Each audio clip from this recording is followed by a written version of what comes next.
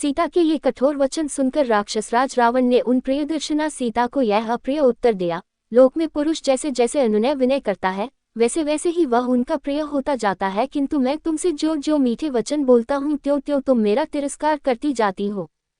तुम्हारे प्रति जो मेरा प्रेम उत्पन्न हो गया है वही मेरे क्रोध को रोक रहा है।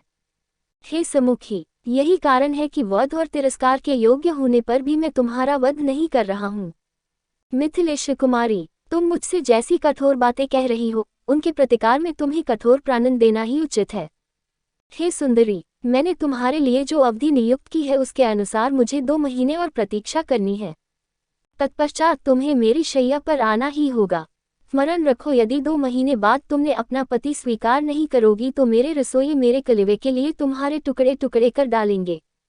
राक्षसराज रावण के इन वचनों को सुनकर पातिव्रत्य और पति के शौर्य के अभिमान से परिपूर्ण सीता ने कहा, निश्चय ही इस नगर में तेरा भला चाहने वाला कोई भी ऐसा पुरुष नहीं है जो तुझे इस निंदित कर्म से रोके। नीच राक्षस, तूने अमित तेजस्वी श्री राम की भार्या से जो पाप की बात कही है उसके परिणामस्वरूप दंड से तू कहाँ जाकर छुटकारा पाएगा।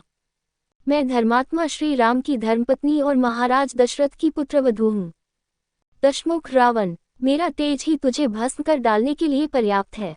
केवल श्रीराम की आज्ञा न होने से और अपनी तपस्या को सुरक्षित रखने के विचार से मैं तुझे भस्म नहीं कर रही हूँ।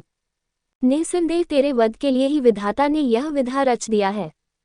तू कितना वीर और पराक्रमी है इसका पता तो मुझे उसी दिन चल गया था जब तेरे पास इतनी विशाल सेना बल और तेज होते हुए भी तू मुझे चोरों की भांति मेरे पति की अनुपस्थिति में चुरा लाया था। क्या इससे तेरी कायरता का पता नहीं चलता। सीता के मुख से ऐसे अप्रत्याशित एवं अपमानजनक वचन सुनकर रावण का संपूर्ण शरीर क्रोध से थर थर कांपने लगा। उसके नेत्रों से अंगारे बरसाने लगे। वह दहाड़ता हुआ बोला, अन्याय और निर्धन मनुष्य का अनुसरण करने वाली नारी, जैसे सूर्यदेव अपने तेज से प्रातःकालिक संध्या के अंधकार को नष्ट कर देते हैं उसी प्रकार मैं तेरा तत्काल विनाश किए देता हूँ। तत्पश्चात रावण ने एक आक्षी, एक आंख वाली, एक करना, एक कान वाली, अश्वपदी, घोड़े के समान पैर वाली, सिंहमुखी, सिंह के समान मुख वाली, आदि विकराल दिखाई देने वाली राक्षसियों को संबोधित करते हुए कहा, जिस प्रकार भी हो सीता को मेरे वश में होने के लिए विवश करो। यदि वह प्रेम से न माने तो इसे मनचाहा दंड दो ताकि यह हाथ जोड़कर गिड़गिड़ाती हुई मुझसे प्रार्थना करे और मुझे अपना पति स्वीकार करे। राक्षसियों को इस प्रकार आज्ञा देकर काम और क्रोध से व्याकुल हुआ राक्षसराज रावण सीता की ओर देखकर गर्जना करने लगा। रावण को अत्यंत क्रोधित देखकर मंदोदरी और धान्यमालिनी नाम की एक अन्य राक्षस कन्या शीघ्र रावण के पास आई और उसका आलिंगन कर बोली, हे प्राणनाथ, आप इस कुरूप सीता के लिए क्यों इतने व्याकुल होते हैं।